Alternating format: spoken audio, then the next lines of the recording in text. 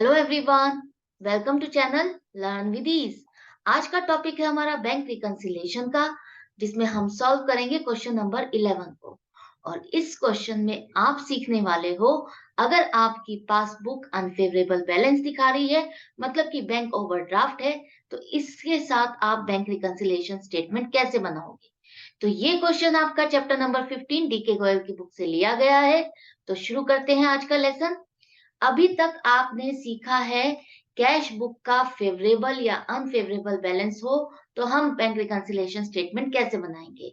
लेकिन अब यहाँ पर आपके पास है पासबुक का बैलेंस, वो भी अनफेवरेबल ओवरड्राफ्ट। 31 मार्च 2017 को 6500 रुपए का बैलेंस आ रहा है, जिसके साथ आपको बनानी है बैंक रिकंसिलिएशन स्टेटमेंट। जो रीजन है डिफरेंसेस के वो ये दिए गए हैं।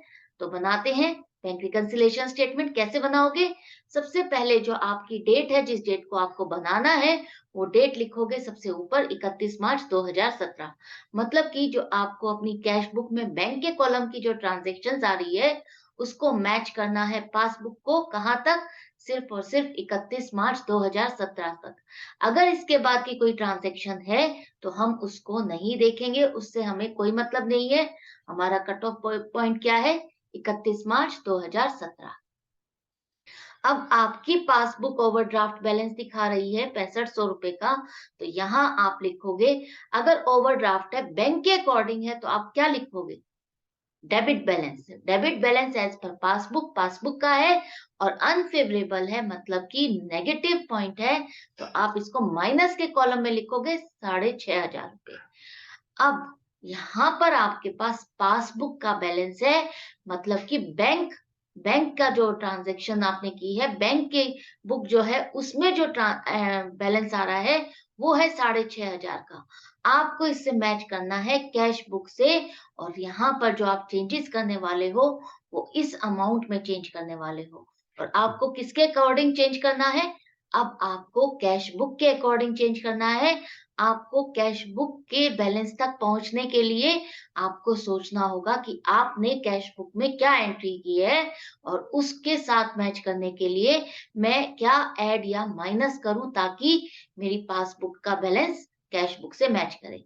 किस तरह से? देखो, आपकी फर्स्ट ट्रांजैक्शन आ रही है कि आपने 15,000 रुपए के बैंक में चेक भेजे जमा करने के लिए मार्च में, जिसमें से आपकी जो पासबुक है वो सिर्फ और सिर्फ 4,500 रुपए के चेक ही जमा दिखा रही है बैंक में। तो इसका मतलब है आपने 15,000 रुपए जमा किए और बैंक कह रहा है नहीं नहीं, सिर्फ 4,500 रुपए ही जमा हुए हैं। तो ये जो डिफरेंस आ रहा है आपका, कितने रुपए का आ रहा है? 10,500 रुपए का डिफरेंस आ रहा है।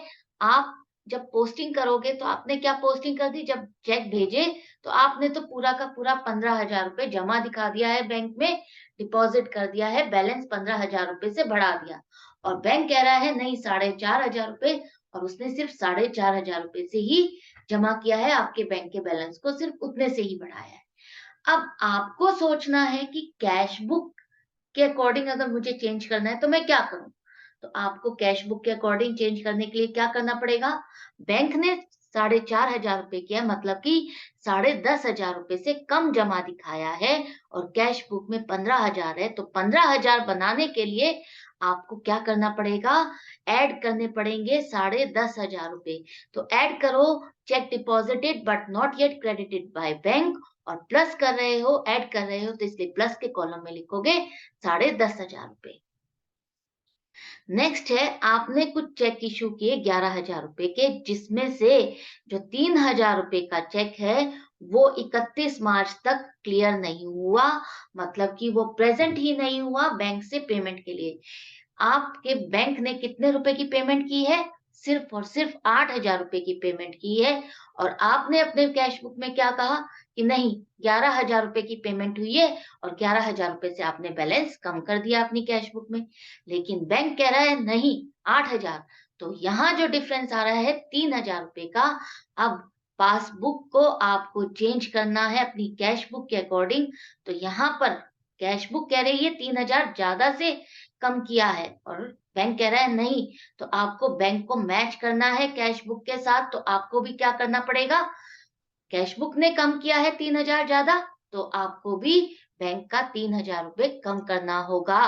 तो यहाँ पर लिखो less cheques issued but not yet presented for payment, और लेस कर रहे हो इसलिए माइनस के कॉलम में लिखो 3,000 रुपए। आई होप अभी तक आप नोटिस कर चुके होंगे, जो अब तक हम कैश बुक में फेवरेबल और अनफेवरेबल में आइटम ऐड कर रहे थे, वो यहाँ पर लेस हो रही है, और जो आइटम लेस कर रहे थे वो यहाँ पर ऐड हो रही है। तो आप इस तरह से भी इसको समझ सकते हो, लेकिन मैं यही एडवाइस करूंगी कि अपने लॉजिक को और कॉन्सेप्ट को क्लियर रखो। सिर्फ उस हिसाब से सोचोगे तो कोई भी ट्रांजैक्शन आ जाए आप उसमें रॉन्ग करोगे ही नहीं, कोई मिस्टेक करोगे ही नहीं। तो इसी तरीके से आपको सोच के करना है कि अब आप कैश बुक बने हुए हो और आपको कैश बुक के अकॉर्डिंग उसमें चेंज करना है, तो किस तरह से करोगे। नेक्स्ट है, पासबुक में आपके 150 रुपए स्टैंड कर रहे हैं, डेबिट हुए हैं, खर्चा दिखा रहा है बैंक कि उसने 150 रुपए और 30 रुपए आपके बैंक चार्जेस और इंटरेस्ट के नाम पर काट लिए हैं। डेबिट कर रहा है, इसका मतलब उसने आपके अकाउंट से 180 रुपए काटे हैं। तो किस चीज के काटे हैं? इंटरेस्ट और बैंक चार्जेस के, जिसकी एंट्री कैश बुक में नहीं हुई है। तो कैश बुक में नहीं हुई है, लेकिन बैंक ने 180 रुपए काट दिए हैं। कैश बुक कह रहा है मैंने नहीं की है एंट्री, तो उसने तो कम किए नहीं है। तो अब आपको कैश बुक की बात माननी होगी। कैश बुक की बात मानते हुए आपको क्या करना होगा, उससे मैच करने के लिए आपको भी ये अमाउंट ऐड करनी होगी। तो ऐड करो, bank charges and interest not yet recorded in the cash book, और प्लस के कॉलम में लिखो 180 रुपए। क्यों? क्योंकि अब जो बैंक ने माइनस कर दी थी अमाउंट, और कैश बुक का कहना हमको मानना है, उसको नाराज नहीं करना, तो अब आपको भी ये अमाउंट ऐड करनी होगी। नेक्स्ट है, यहाँ पर बैंक ने आपके बिहाफ पर 100 रुपए की एनुअल सब्सक्रिप्शन की पेमेंट की है किसी क्लब की, क्योंकि आपने उसको इंस्ट्रक्ट किया था जब भी ड्यू हो मेरे बिहाफ पर आप उसकी पेमेंट कर देना। बैंक ने अपना काम पूरा किया, 100 रुपए की सब्सक्रिप्शन की पेमेंट कर दी, लेकिन आपने इसकी एंट्री कैश बुक में नहीं की है, आप इसकी एंट्री करना भूल गए हो। तो अब जब कैश बुक ने नहीं की और बैंक कह रहा है मैंने तो 100 रुपए से आपका बैलेंस कम कर दिया, कैश बुक कह रहा है नहीं नहीं, कैश बुक कह रहा है नहीं नहीं, बैलेंस कम नहीं होगा, तो हमें किसका कहना मानना है? कैश बुक का। और कैश बुक का कहना मान रहे हैं तो हम क्या करेंगे? बैंक को वापस जमा दिखाने होंगे, और जमा दिखाने के लिए वो करेगा add annual subscription paid by the bank as per standing instructions but not yet recorded in the cash book, और यहाँ अमाउंट आ जाएगी 100 रुपए प्लस के कॉलम में। इस तरह से जब आप सारी ट्रांजैक्शंस को इफेक्ट के साथ प्लस और माइनस के कॉलम में लिख लोगे, तो एंड में करोगे टोटल। टोटल दोनों कॉलम का करो इस तरह से 10,780 और 9,500 रुपए। अब जैसा कि मैं लास्ट वीडियोस में भी आपको बता चुकी हूँ, आपको सिर्फ और सिर्फ क्या चेक करना है, यहाँ पासबुक आ रहा है तो यहाँ किसका बैलेंस आएगा? आपकी कैश बुक का। और कैश बुक का कौन सा बैलेंस आ रहा है? फेवरेबल आ रहा है, अनफेवरेबल आ रहा है, डेबिट लिखूं या क्रेडिट लिखूं, क्या लिखना है यहाँ पर?